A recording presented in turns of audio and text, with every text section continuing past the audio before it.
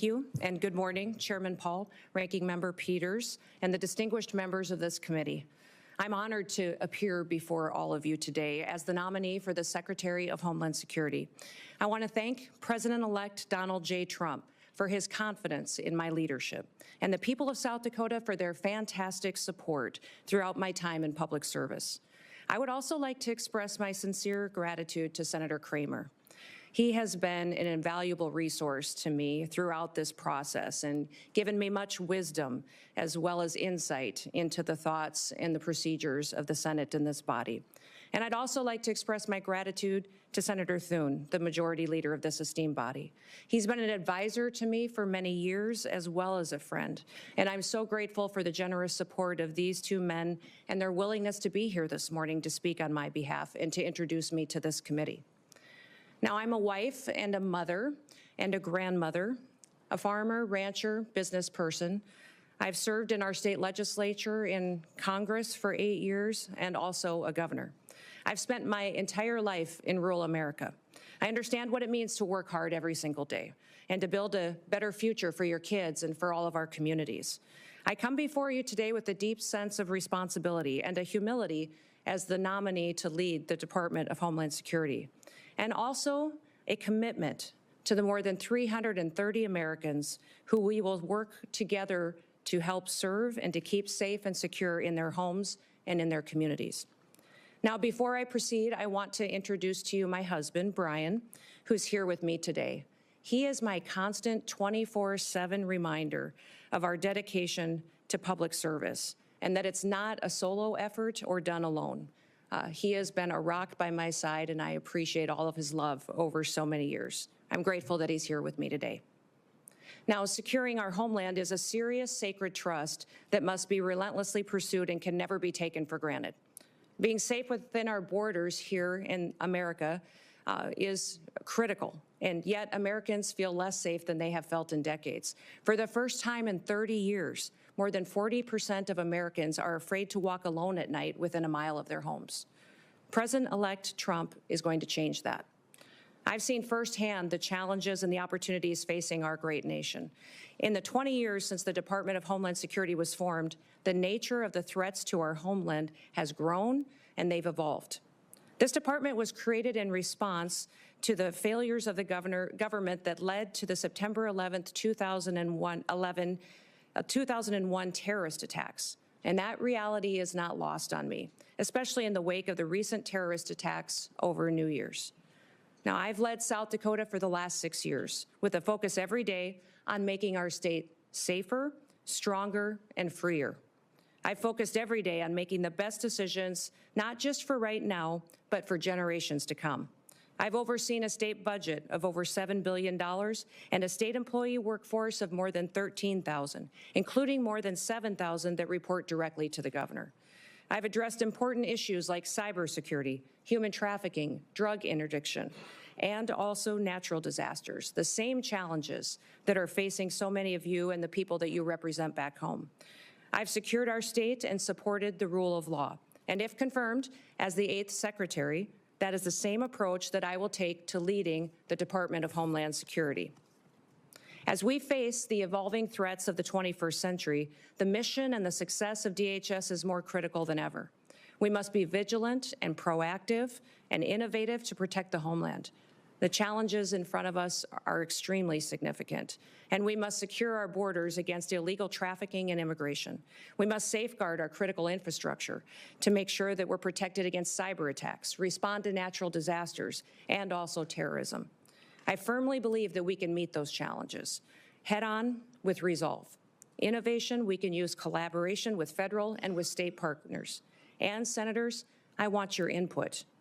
Border security must remain a top priority. As a nation, we have the right and the responsibility to secure our borders against those who would do us harm.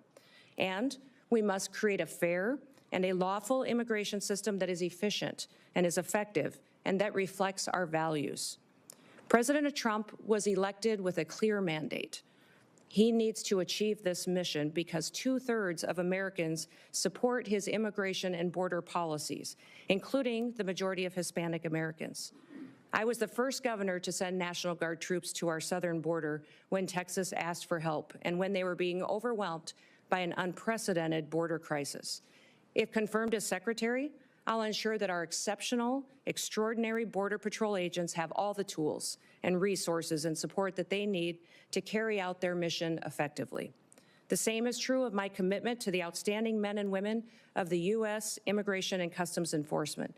They are responsible for apprehending, detaining, and deporting illegal immigrants. And getting criminal aliens off of our streets and out of the country will help American communities be safer again. The bravery and the dedication of the Border Patrol and ICE are unmatched, and I will restore dignity to their work. The rising threat of cyber attacks also demands our utmost attention, and our critical infrastructure, from energy grids to financial institutions, is under constant attack by foreign adversaries and criminal actors. As Secretary, I will prioritize a comprehensive, whole-of-government approach to cybersecurity. In fact, in the coming days, we have to plan bigger and think faster and smarter. I fully acknowledge that people in Washington, D.C. do not have all of the answers, and therefore I will leverage private-public partnerships. I'll advance cutting-edge, state-of-the-art technologies to protect our nation's digital landscape. And I will have a proven track record of doing this in South Dakota to back me up. I've helped make Dakota State University a global leader in cybersecurity education because we recognize the need to address this emerging threat. And I will take a proactive approach if given the opportunity to serve as Secretary. Now, President-elect Trump has been a tremendous friend to law enforcement over the years, and I will do the same in my role as Secretary. As Governor, I've worked closely with law enforcement to make South Dakota safer. I've overseen hundreds of state troopers in the South Dakota Highway Patrol, and on several occasions, I've convened groups of law enforcement from across our state to address policies that will make our people safer. In fact, while some in this country were attacking law enforcement and defunding them, we took the opposite approach in South Dakota. We recruited law enforcement officers to move to South Dakota, a state that respects their service and their sacrifice. And we revamped our law enforcement training to provide the first ever state-led, tribal-focused law enforcement training academy. I'm very proud of the work that we've done in cooperation with our tribes to help make their communities more safe. And we must remain vigilant against terrorism and against others who wish to do us harm to our country and to our great people. I'll ensure that our intelligence and our law enforcement agencies are working together hand in hand, that they're fully equipped to detect, prevent, and respond to threats from radical ideologies and foreign adversaries. This requires resources, coordination, and collaboration across all levels of government. And once again, I will seek your wisdom and I will seek your input into the months ahead. For the sake of the people that we both represent, we have to get this right. Now, I recognize that Homeland Security isn't just about prevention, but it's also about resilience. When disasters strike, as we know they will, the Department of Homeland Security must be ready to respond swiftly, efficiently, and effectively to protect the lives and the property of Americans. As governor, I've worked with FEMA in response to a dozen natural disasters in South Dakota. These have included historic floods, tornadoes, blizzards, wildfires, a derecho, and even a global pandemic. As Secretary, I will enhance our emergency preparedness and strengthen FEMA's capabilities, and we will ensure that no community is left behind, and that life-saving services like electricity and water are quickly restored.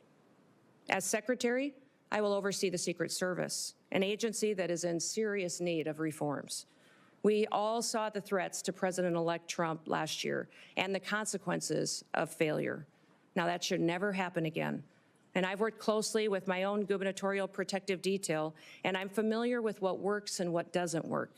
And I'll bring that experience towards strengthening the Secret Service once again.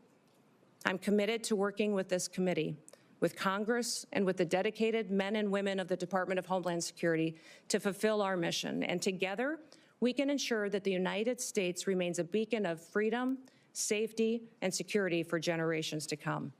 So thank you for the opportunity and the honor to appear before you today. Thank you for the meetings and the time that you took in your office to discuss the department and what we can do in the future to make the American homeland much more secure. I look forward to your questions, and I hope to earn your trust, and hopefully also your vote as we embark on this critical work together. With that, Mr. Chairman, I yield back. Information. Truth is freedom. Is Newsmax. It's real news for real people.